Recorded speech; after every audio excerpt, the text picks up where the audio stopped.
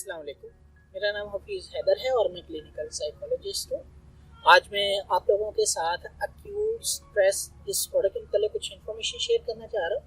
Acute stress disorder basically जो है ये किसी ट्रॉमा की वजह से, किसी हादसे की वजह से जो है वो इंसान जब स्ट्रेस बहुत ज़्यादा जो है अपने सर के ऊपर सवार कर लेता है, बहुत ज़्यादा जो है स्ट्रेसफुल सिचुएशन में होता है, तो वो जो है एक्यूट स्ट्रेस डिसऑर्डर के अंदर डायग्नोज किया जाता है। इसका जो ड्यूरेशन होता है वो जो है 1 दिन से 30 दिन के दरमियान होता है। अक्सर जो है एक्यूट स्ट्रेस डिसऑर्डर जो है किसी जो है हादसे की सूरत में जो है वो बहुत सारी ऐसी सिम्टम्स होती हैं जिसे इंसान फेस कर रहा होता है कि अचानक से जो है उसे जो है नींद में कमी आ जाती है। कोई भी जो है इंसिडेंट के बाद कोई भी ट्रॉमेटिक इंसिडेंट या कोई भी ट्रॉमेटिक इवेंट हो सकता है उसकी लाइफ में, ठीक है।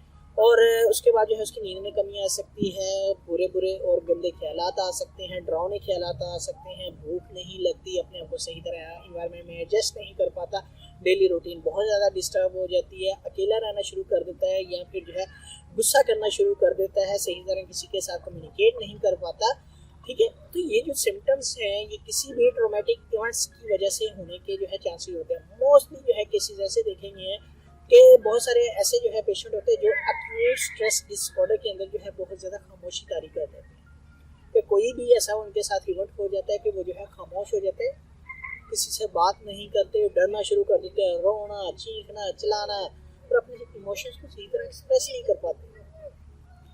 तो वो कोई भी इवेंट हो सकता है। अक्सर जो है हमारे कल्चर के अंदर जब भी किसी लाभान की डेथ होती है तो अक्सर जो है फीमेल या फिर बच्चों के अंदर जो है एक्यूट स्ट्रेस डिसऑर्डर को डायग्नोज किया जाता है।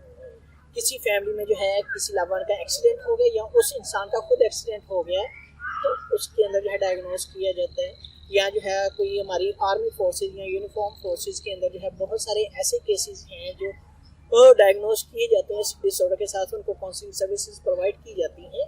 या फिर जो है जो लोग इमरजेंसी सिचुएशन में काम कर रहे थे उनको जो है ये डिसऑर्डर डायग्नोज किया जाता है।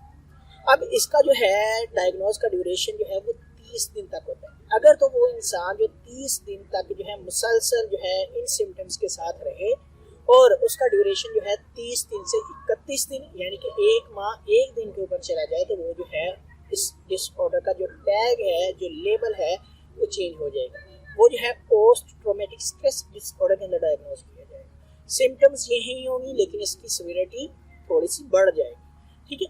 तो ऐसे लोग जो एक्यूट स्ट्रेस डिसऑर्डर का शिकार होते हैं तो इनको क्या करना चाहिए? इनको मेडिसिन की भी ज़रूरत होती है। मेडिसिन के लिए इनको चाहिए कि वो जो है किसी साइकियाट्रिस्ट से कंसल्ट करें, क्योंकि जब शुरू में कोई भी ट्रॉमेटिक इवेंट होता है किसी के साथ तो फैमिली वाले जो है बहुत ज़्यादा जो है उसको जो है वो कॉप अप कर रहे होते हैं और मोटिवेट कर रहे थे, यू कैन डू इट, तुम जो है डील कर सकते हो, मैनेज कर सकते हो। लेकिन अगर वो मैनेज ही कर सकता तो वो जो है इस प्रॉब्लम में पड़ता ही ना, उसके लिए ये प्रॉब्लम जो है वो प्रॉब्लम ही ना होती। इसीलिए फैमिली वाले तो सपोर्ट कर रहे होते हैं लेकिन साथ साथ फैमिली वाले ये मिस्टेक कर रहे होते हैं कि सिर्फ घर में रहकर उसे जो है मोटिवेट कर रहे होते हैं। डिफरेंट स्ट्रेटेजी जो सेल्फ बेस्ड उन्होंने बनाई होती है या अपने इन्वायरमेंट से लर्न की होती है उसकी बेस पर उसे जो है सही करने की कोशिश कर रहे होते हैं। वो किसी साइकियाट्रिस्ट किसी साइकोलॉजिस्ट से कंसर्न नहीं करते, लेकिन आहिस्ता आहिस्ता जो है बीमारी बढ़ जाती है और जब बीमारी बढ़ जाती है तो फिर जो है वो किसी साइकियाट्रिस्ट और साइकोलॉजिस्ट के पास जाते हैं।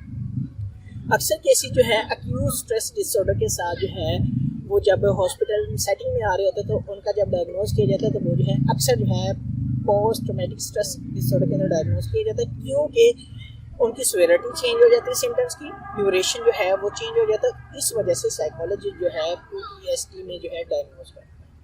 उसमें सबसे जो है पहला जो रोल है फैमिली एजुकेशन का। फैमिली जो है सही तरह उस चीज़ को जो है अंडरस्टैंड नहीं कर पाती, वो सेल्फ हेल्प के जरिए जो है उसकी उन चीज़ों के ऊपर काम कर रही होती जिनमें वो जो है फैमिली बिल्कुल भी मास्टर नहीं होती। फैमिली ने कभी भी जो है वो चीज़ें सही तरह एग्जैक्ट जिस तरह एक साइकोलॉजिस्ट ने डील करनी उस तरह जो है डील नहीं कर पाते।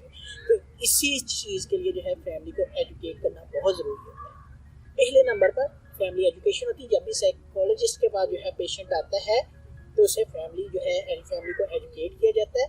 और दूसरे नंबर पर यह है कि पेशेंट की जो है उन स्ट्रेसेस को आइडेंटिफाई किया जाता है और फिर जो है उन स्ट्रेसेस से वो कैसे बचना है, डिफरेंट स्ट्रेटजीज के जरिए जो है उन स्ट्रेसेस की जो है इंटेंसिटी और सीवियरिटी को आइडेंटिफाई करके उनके ऊपर स्टेप बाय स्टेप काम किया जाता है और एक हायरार्की तैयार की जाती है और हायरार्की की मदद से जो है उनकी जितने भी लाइफ के स्ट्रेसेस होते हैं उनको रिजॉल्व करने की कोशिश की जाती है, ताकि वो इंसान जो है अपनी लाइफ में ये जो स्ट्रेसेस फेस कर रहा है उनके जो स्ट्रेसेस हैं वो कम से कम हो सके और वो जो है एक अच्छी ज़िंदगी गुजार सके।